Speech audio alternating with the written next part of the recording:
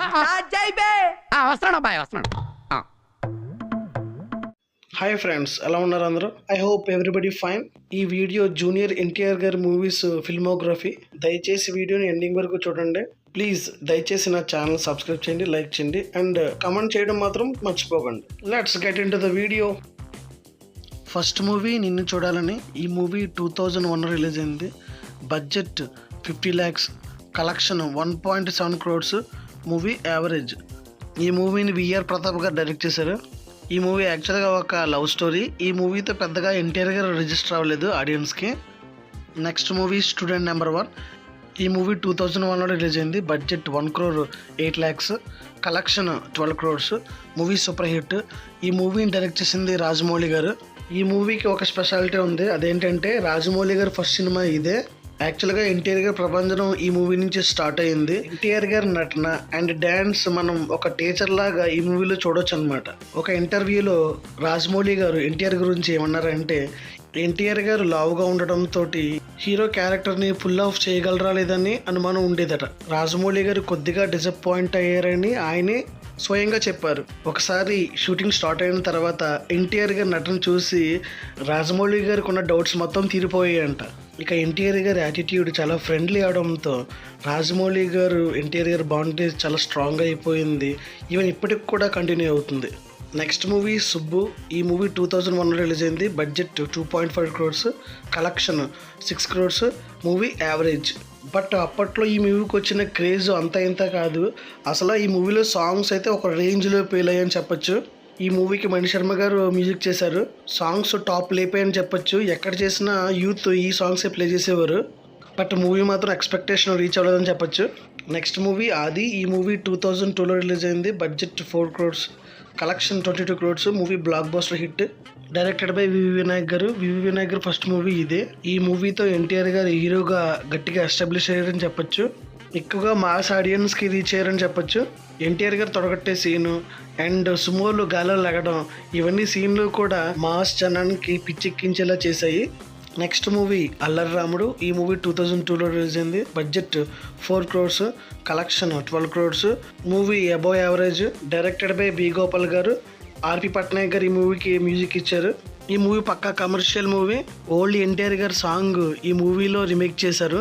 ఈ మూవీని కూడా మాస్ ఆడియన్స్ బాగానే రిసీవ్ చేసుకున్నారు. బట్ ఎక్స్పెక్టేషన్స్ అయితే రీచ్ అవ్వలేదని చెప్పొచ్చు. ఈ మూవీ స్టోరీ కొంచెం అత్తారింటికి దారేది మూవీ స్టోరీకి రిలవెంట్గా ఉంటుంది. Next movie Naga. ఈ మూవీ 2003లో రిలీజ్ అయింది. Budget 4.5 crores, collection 10 crores. Movie above average. ఈ మూవీ యూత్ ఆడియన్స్ని టార్గెట్ చేసి తీసిన మూవీ. ఈ మూవీలో ఎన్టీఆర్ గారు యూత్కి లీడర్గా కనిపిస్తారు. యాక్చువల్గా ఈ మూవీలో సాంగ్స్ అన్నీ కూడా ఖుషీలో మూవీ సాంగ్స్ అంట అని టాక్ నడిచేది అప్పట్లో.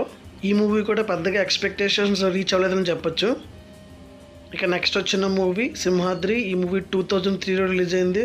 Budget 8 crores, collection 45 crores. Movie industry hit. Directed by Rajamouli.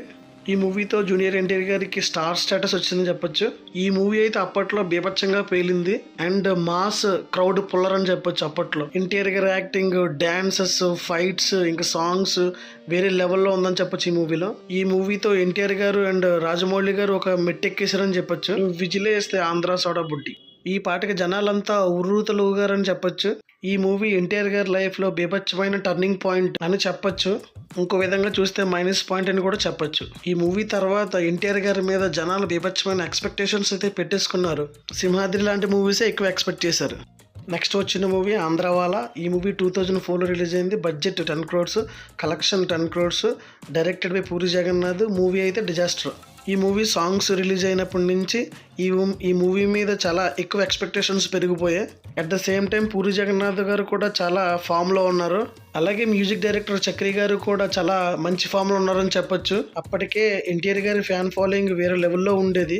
Songs అయితే మాత్రం మాస్ ఆడియన్స్కి విపరీతంగా నచ్చేసాయి. బట్ మూవీ రిలీజ్ అయిన తర్వాత ఆడియన్స్ ఎక్స్పెక్టేషన్స్ రీచ్ అయిపోయింది మూవీ. ఇంకా సింహాద్రి ఎఫెక్ట్ జనాల్లో ఉంటుంది అప్పటికే. ఆ నెక్స్ట్ మూవీ సాంబా. ఈ మూవీ 2004 రిలీజ్ అయింది. Budget 8 crores, collection 15 crores. Movie above average. Movie directed by VV Vinayak గారు.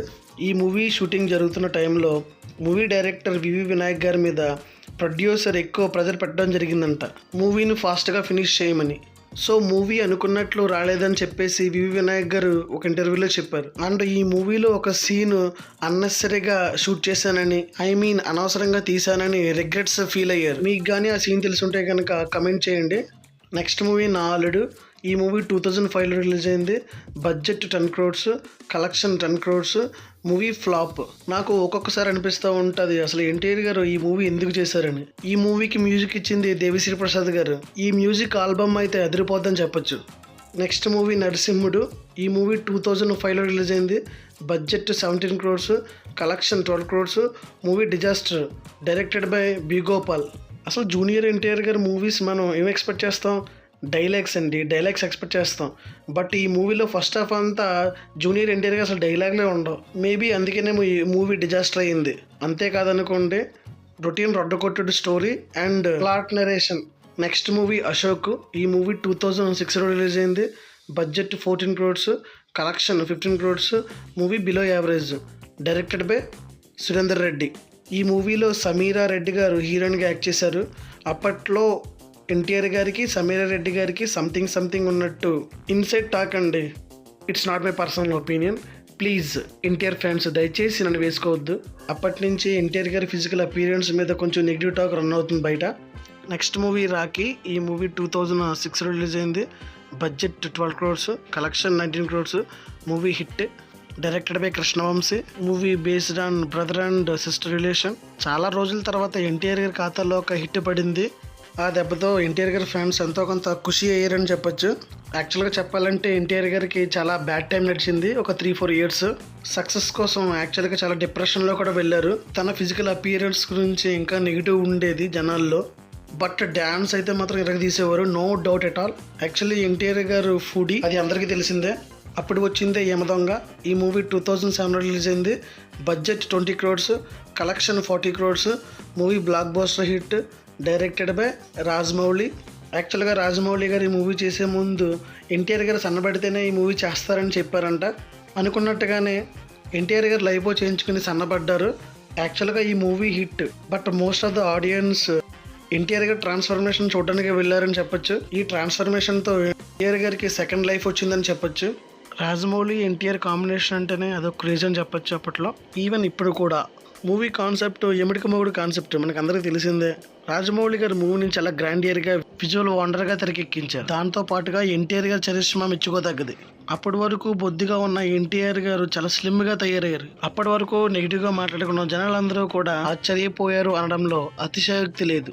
దాంతో పాటుగా స్క్రీన్ మీద ఎంగ ఎముళ్ళ దుమ్ము దిలిపాడు. డైలాగులతోటి డ్యాన్స్ తోటి అదరగొట్టాడు.